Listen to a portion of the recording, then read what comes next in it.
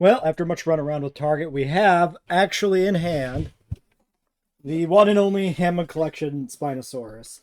And it's extra one and only because it's the only one that seems to be delivered to the entire state I'm currently residing in, which is Wisconsin. Um, this was supposed to be out full on 6/1, the first of the month, street date. It is now the 5th of June. It is the fourth time I've been by the same Target, which had stock list online since the 1st of June.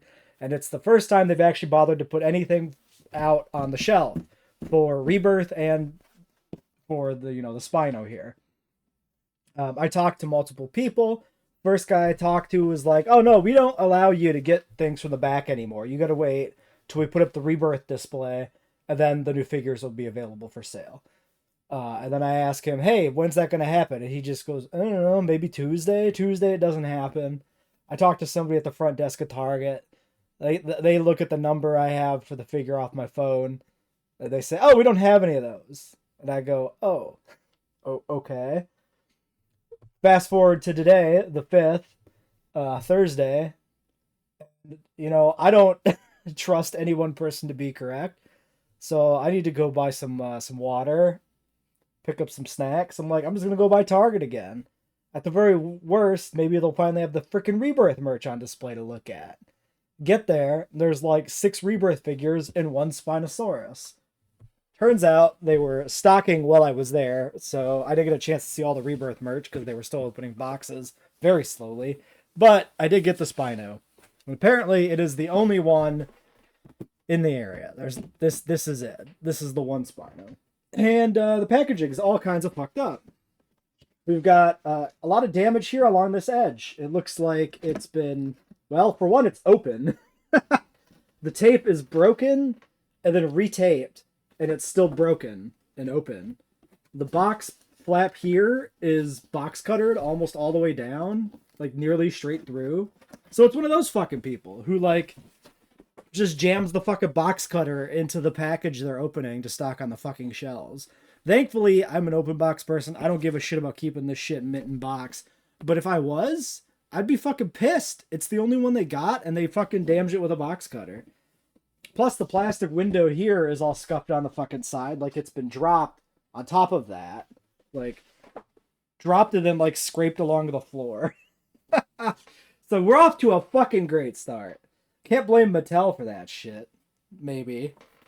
maybe we can. Who knows, right?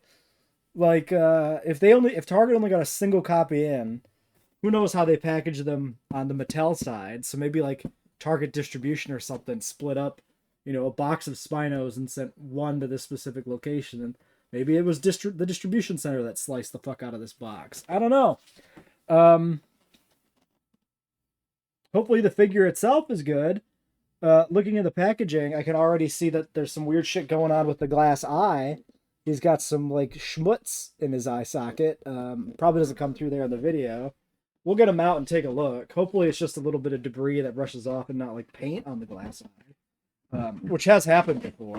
My Allo has a fucked up eye, which is really appropriate because it's an Allosaurus, and it literally, the prominent franchise Allosaurus is actually blind in one eye, so it's perfect. Well, there's what he looks like in the packaging here after the box is removed. He appears to be intact. He appears to have all his fingers and toes, his limbs. As far as the eyeball goes, I'm gonna try and delicately see if this schmutz is... No, it appears to be... Okay, it's not...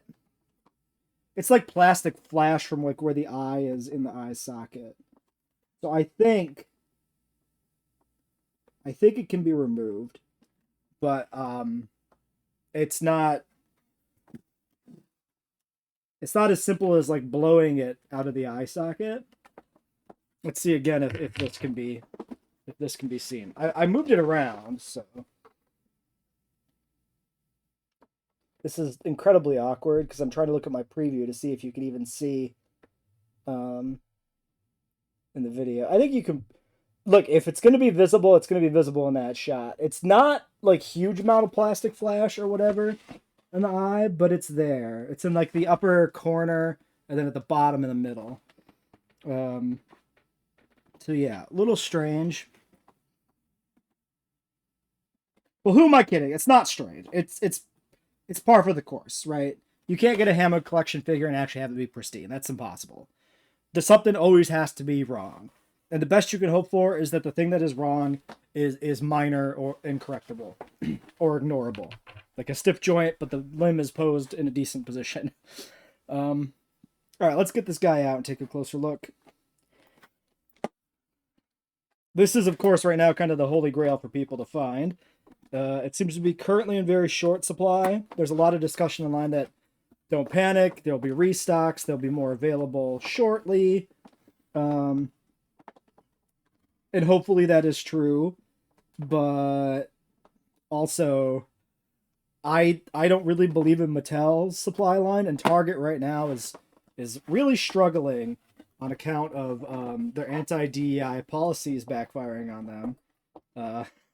Because they were known as the store for the more progressive shopping option for a long time. They built that like reputation up, and then Trump gets elected. They go, "Hey, we're going to be anti-DEI now because the stockholders say we should be," and then they just get fucking boycotted, and their sales figures crash to the ground. So stupid.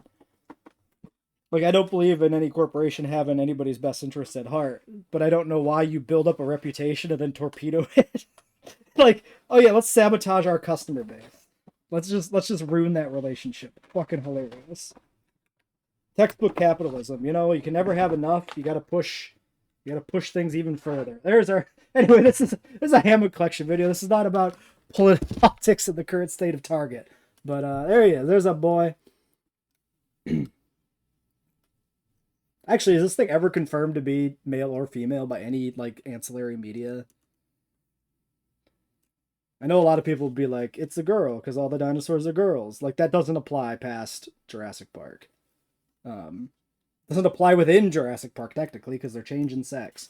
All right, so we've got ankles, we got feet, we got knees. So far, mostly malleable joints, not too loose, not too stiff. This ankle's not going to move though. So we got one frozen joint. Feet have a hinge. Okay, that one moves, but is very stiff. That one's also very stiff. So the feet actually might have deliberately pretty stiff to like support the figure, maybe. So there's that. Kind of a ratchety thing going on here on the hip, which is probably good for posability. On the hands, we got shoulders, we got elbows, we got wrists. You can pose it with the bunny hand type classic JP look. That's scientifically incorrect. Or you can rotate the wrist, which is how it comes in the packaging, and have the hands be scientifically more accurate of having the hands facing each other. A little bit of plastic debris there, but not connected to anything, so that's fine. Interestingly, we got a nicely recurved hooked first finger claw, which I'm actually not sure if that's present on the JP3 Spino. It's a very cool Spinosaur detail, though.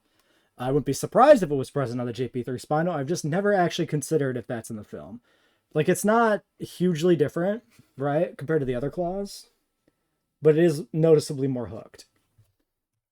The neck, holy, the neck is pretty mobile and maybe loose.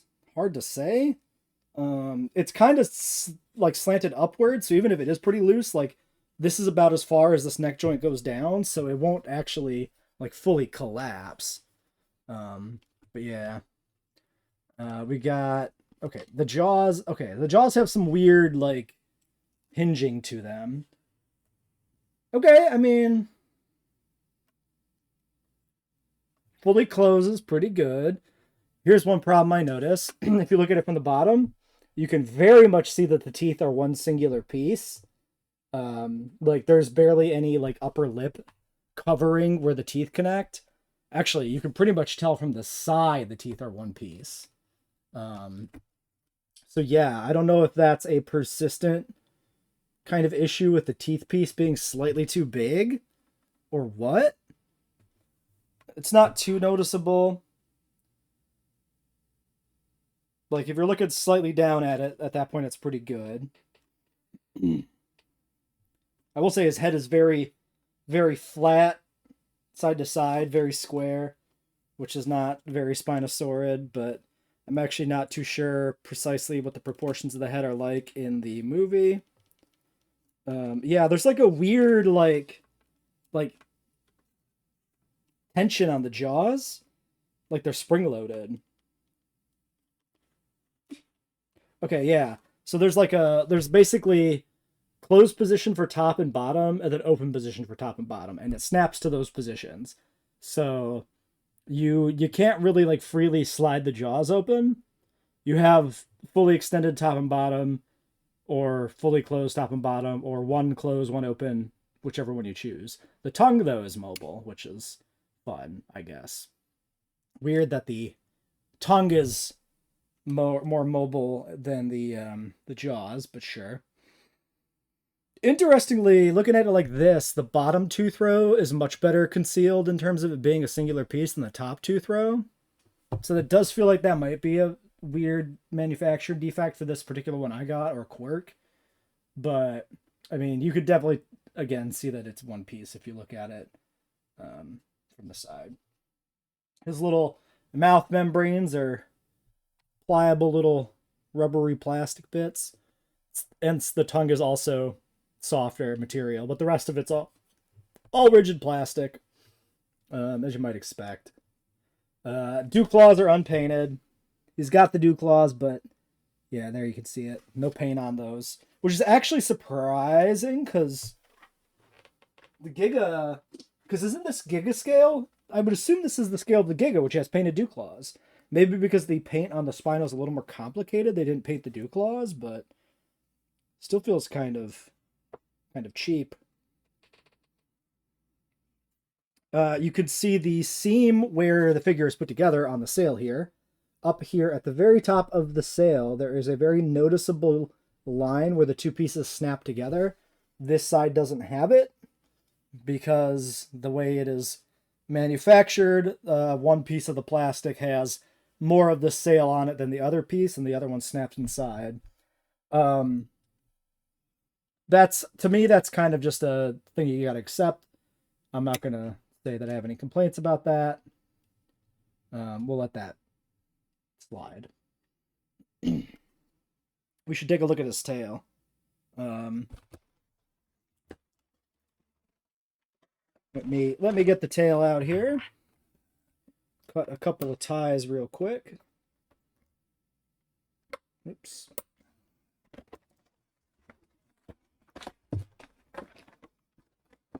With a figure this big, it can be good to look at the tail in isolation too. Take a quick peek at it before we attach it up. All right, big meaty tail. We've got a little bit of a ridge on the top of the tail there. It's got color going out pretty much to the end. Not quite. Color basically tapers off about here, I guess. But maybe, I don't even know what the end of the Spino's tail looks like color-wise normally. And it's textured pretty well. That kind of makes it look a little different. So it's probably fine. This is softer material again. This is like the Brocky neck or some of the other large theropod tails where it's kind of got this like internal skeleton that kind of allows you to ratchet it. So it's not like a wire. It's actually like hinged, like multiple hinges, like vertebrae inside kind of, which I think is pretty good. Like it limits the posability a little bit versus what wire can do, but it feels more stable, which I like. I don't know. I still have like childhood trauma from every like toy I had that had like bendable wire just breaking in like 2 days. I don't know. All right, there it is, all connected up. I would say at a glance the length feels pretty good to me. Spino doesn't have the longest tail of a theropod anyway. Oh, we've got... Wait, what? Oh, we got a fuck you wucky with the paint on the tail, for sure. Look at this. So on this side, right, we got light paint coming all the way up here. And then on this side, no light paint. It's just light on the underside, brown, and then red. So that's completely different left to right. The tail, it's like a little, the tail's a little too thick, so it's hard to like show it from the top view, but you can see that there's like a completely different stripe on the one side. Really weird. That's got to be an accident. Oh, I bet you here's what it is. I bet you they paint along here with the white, and then they paint the brown over it. And on this side, just the brown is short. Right? So it like this part here is correct, where it's all brown, but then here it's short and they're missing this stripe up here. There's a whole bunch of excess like paint or like damage here too. So, yeah. That's all on the side with the seam on the sail. So that's the side I'm inclined to put facing away from me anyway when I display it. So, you know, it's fine. This is kind of what I expect. You don't expect perfect when you buy the Hammond collection, unfortunately. All right. Oh yeah, I should look at the other eye. So the other eye is pretty good. There's no like flash in that eye. The slit pupil is on the inside of the glass eye again, which does the weird effect of having it kind of look weird from some angles. I feel like painting the pupil on the outside of the glass eye like they done the small figures is just better. I don't know if that's a popular take or not, but that's how I kind of feel.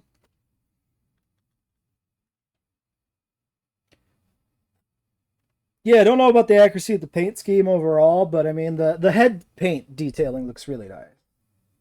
Like that's a nice shade of like reddish orange. The different white patterning looks really nice. Accuracy versus aesthetics is a whole debate, of course.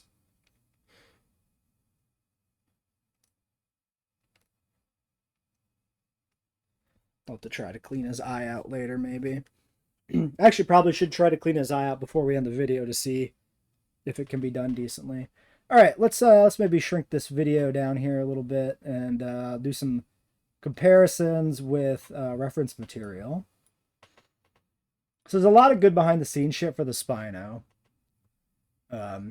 This was obviously some of Stan Winston's like last works. Not like right up to the end, but like, you know, the last 10 years. You know, 2001, I think like the last thing Stan Winston directly worked on was Terminator Salvation, which is 2009 or something. So not the very end, but getting close to the end. And thankfully, yeah, well documented. So you can see here, green eye, yes. Darker eye socket, yes. That's pretty well what's on the figure. The color is going to, of course, be entirely different depending on, you know, saturation, kind of. Right? The color grading of any given picture. Teeth end before the eye socket, yes. I mean, this looks like a pretty good, like, cartoonified version of the Spinosaurus in a sense, right? Even, like, the teeth look pretty good, where you got, like, the front teeth here, then you got the notch, and then the teeth kind of start growing back again. The bigger teeth are, like, right here at the bottom curve of the jaw. Like, it's too bad the teeth look like they're slightly too far out on the toy, or at least my version, because otherwise it looks like there's a surprising amount of work and detail put into the tooth size. Even here, you could see, like, big tooth and then, like, 4 teeth behind it. You don't have 4 teeth on the figure, but you do have, like, another big tooth and 3 behind it, which is pretty damn close. You got a bunch of little teeth in there, then, yeah, like, the changing sizes of the teeth being replicated in the figure, at least partially, is interesting. Surprising. I've never looked this closely at this guy's teeth. Yeah, I mean, it's such a complicated pattern, it's hard to, like, really evaluate how correct it is. Oh, do we? Okay, yeah, and he does have, like, a nicely positioned nostril, kind of back along the snout. Same way the animatronic shot here has it. If we look at some other images, this one I thought was interesting, right? Because this one gives us a good look at the patterning on the sail and the body. So the body kind of has, like, you got this main stripe here, right? That's is present on the figure. It's got kind of this spider webbing or cracks coming off of it almost with the way it like goes down the body of the animal. That's present on the stripe, but is like not nearly done enough on the figure. You could see kind of that here in the main body. It looks like the white is also just kind of crossing over everywhere, coming down the side of the animal. You can see that, yeah, it looks like the first finger is a little bit more recurved, a little bit of a shorter finger with a bigger like recurved claw. So it's cool that they got that on the toy. The meatiness of his fingers too looks like it translates pretty well to the toy. The arms are, yeah, pretty much unpatterned on the Spino, and the toy, they are also pretty much unpatterned. So that makes sense. Don't know where the lighter like bronze painting here on the belly is really coming from. That doesn't really seem to be present. Other takeaways. Well, the big other takeaway here is the sail, right? So the sail patterning is honestly completely different from what the toy is. The toy has kind of these little diamonds here along the base. You can see them right here. And these are present here too. They really look like they ought to be filled in with blue. And then the space between the spines up on the sail has a little bit more blue in it than like the white here across the spine in general. But it really looks like it should be more diamond shaped. Like the patterning is not necessarily like here. It's just the pattern is just like the spinal processes or whatever that come out of the top that make up the sail. Whereas like it looks to me like looking at the animatronic, like it's actually patterned separately from the bones underneath the skin. Because it looks like these are more like circular diamond shaped, you know, things going on here on the sail. They look like O's, right? They look like blue O's. And that's just not even remotely present on this. But the ones at the base are, which is why it's kind of weird. They like captured these ones here, but not the ones above them. Yeah, there is honestly the any blue that there is on the sail, separate from the cream colored white, which has a slight blue tinge to it on the sail, like any of the blue that's actually in those gaps between those vertebra is very, very subtle. I'm not like if you look at this, you don't think there's any blue in there, other than just kind of the general vague blueness of like the coloring in general, because it looks a bit blue on the video. But like, yeah, if you don't believe there's a different color in there, then that's fine, because it's very subtle. It may not really be there. Yeah, this is probably one of the most complicated patterns of any like classic era dinosaur, right? With all this like weird spider webbing. Kind of a proportion shot from the side here a little bit with this shot. Honestly, like bodily proportions don't look too bad, but like the arm seems like it could probably be meatier. Honestly, because like if you look at the arm here on the Spino, that is a fucking huge arm. Like he's basically coming back touching his knee, and then he's still almost touching the ground in his like posture here. I think the arm is a little smaller. I don't even think it looks bad though. I think the arm, particularly in this shot, it seems a little too big almost in a way. It's also just because he's so low to the ground too, right? Maybe this shot's a little misleading because he's very much kind of hunched down here. So maybe it's not as bad. I think it's a misleading shot. Here's another front shot. Another good look at those claws. So yeah, he does have a good extra hook on the first claw. Good shot of looking at the head straight on. So yeah, the Hammond collection figure head is definitely way too square. Like the head is actually fairly narrow, especially for a Jurassic franchise animal. Like the heads are notoriously wide for almost every species in Jurassic Park in like all 6 films, or I guess 7 now probably. And the heads should be a lot narrower side to side than they typically are. And even then, the figure is noticeably wider than like this front-on shot of the Spino. Like the jaw here especially tapers pretty narrow. It actually kind of widens back out again at the bottom, almost like a spoon. But he doesn't really do that on the figure. We're talking real nitpicking on some accuracy, maybe. Yeah, I mean, really, it's just like every Hammond collection figure kind of needs to be squished down to like 75% of the width, and then that gets it closer to the film animal. And then you squish down the film animal to like half the width, and it's more like the real animal. So that tends to be kind of the way it goes. Again, another shot though where you can kind of see the blue on the sail and like not really present on the toy. Um, yeah, the shot doesn't probably tell us much of anything, honestly. This is the first shot I grabbed, and then I think this one's fallen off. I mean, again, you can see blue on the sail again, but like that ship, we've discussed that enough. That ship has sailed. Um, yeah. All right. Well, I guess that's my review. I think I've said all I can say. I'm not a hyper Spino fanboy. I'm not gonna sit and nitpick, and I can't sit and nitpick all the finer points of the design. How do I feel about the Spinosaurus figure? It's pretty good. I think it's more accurate than the JP3 Anki. It's got to be S tier.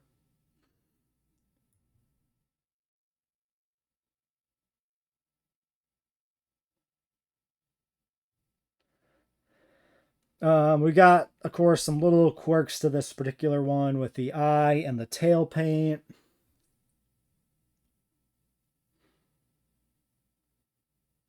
Some weird little quirks with the jaw articulation and the teeth positioning. I am a bigger fan of the Aloe and the Giga, I think,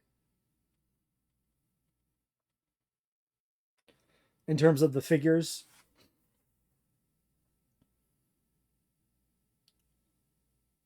I don't know, man. It's such a hard thing to evaluate because, like, the Giga really impressed me as a large theropod figure.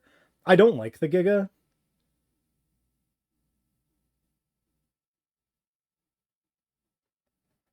but I just really had a very positive impression of the figure.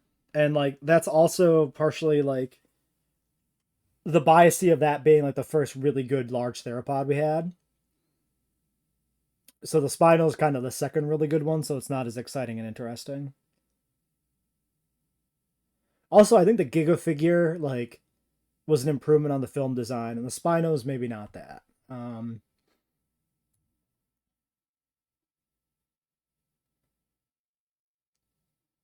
I think it probably has to go ahead of the Serato. I'm very fond of the Serato, but I mean, I am taking like film accuracy into account somewhat, and the Serato is not very film accurate. I just like it a lot. I like it a lot in part because it's not film accurate. If it was film accurate, I like it less. Just because I don't really like the film design for the animal, but I like the colors essentially. And the Spinal's got to be better than Brocky too. The Brocky's a little weird with like the neck articulation. I don't remember why I rated the Theory so low. I can't put this ahead of the Aloe though. I like the Aloe too much for me to put this ahead of it.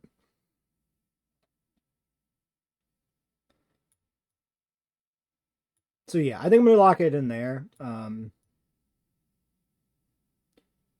It's a good Spino.